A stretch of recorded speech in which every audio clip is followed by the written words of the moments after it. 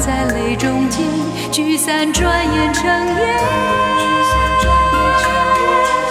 您刚听到的是陈淑桦的《情关》，真是让人觉得人间怎么能有这么好听的声音呢？确实，陈淑桦绝对是华语乐坛的实力派情歌天后，这个是公认的。但可能很多人不知道，她其实也因为外形靓丽，有过一段被偶像化的经历。今天呢，我们就来好好聊聊这位实力唱将她被偶像化的这段过程。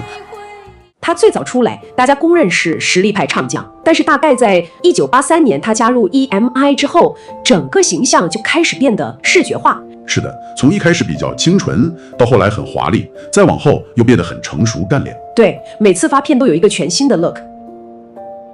这个转变不是偶然的，背后有好几个原因。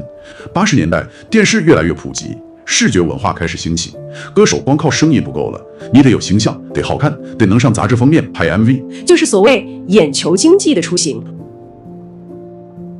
回顾他早期，比如说唱《七里香》或者《雾》的时候，歌声里已经有那种超越他年龄的深刻和情感在了，但好像星途并不算特别顺畅。可能他和团队也意识到，一个亮眼的外形，至少在短期内能更快地帮他的音乐打开市场。溪水急着要流向海洋，浪潮却渴望重回大地。然后陈淑桦她自身的条件也很好，长得漂亮，对，外形很出众，这让她在时尚造型方面有先天优势。当时媒体是不是也特别关注她的外表？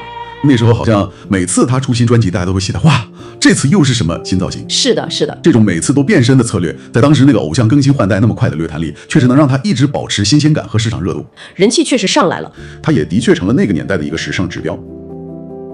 他自己好像对偶像这个标签也挺坦然的。我记得好像看过一个报道，是1995年的时候，当时有人说他是偶像派，他就笑着说，我听到被封为偶像派真的好开心哦，毕竟实力派兼偶像派的歌手是少之又少啊。感觉他自己其实看得很清楚，这里面也藏着一丝对这种标签化现象的一点点无奈吧。但这背后其实也反映出一种复杂性，或者说是一把双刃剑。怎么说？你看，最大的张力可能就在于他那些前卫多变的偶像形象和他音乐里那种深沉的内核是不是完全匹配。陈淑桦的音乐你仔细听，即使是比较早期的作品，比如《雾》，里面就有一种超越他当时年龄的成熟和一种老灵魂的感觉。他的歌确实有种独特的味道，很耐听。对。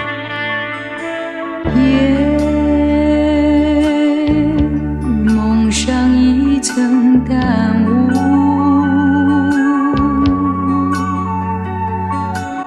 就是歌声很成熟，但形象有时候又太流行，这可能就会导致一个问题，就是他的音乐价值在当时可能被这种抢眼的形象给盖过了一部分。朦胧的灯照着我身影，会不会也让人有点困惑，就是他到底是谁？而且偶像这个身份本身压力是巨大的，尤其是对女歌手。对外貌的要求肯定很高。90年代初，他身体出了状况，这对他的身心都是很大的伤害。但说到底啊，我们还是要回到根本。陈淑桦的立足点始终是他的才华，是他的音乐。对，这才是核心。不管他的形象怎么变，他音乐里那种独特的情感浓度，那种对人生的洞察，其实是一直在的，是一脉相承的。不管是在形象最变的那个时期，还是后来演绎像《滚滚红尘》那样那么有历史厚重感、人生沧桑感的作品，他声音里的那份情感穿透力，还有那种叙事的能力，始终没有大周扣。起初不经意的你，和少年不经事的我，红尘中的情缘，只因那生命匆匆不语的焦灼。现在几十年过去了，他也早就淡出了公众视线。当年的那些视觉上的喧嚣啊、造型啊，都慢慢沉淀下来了。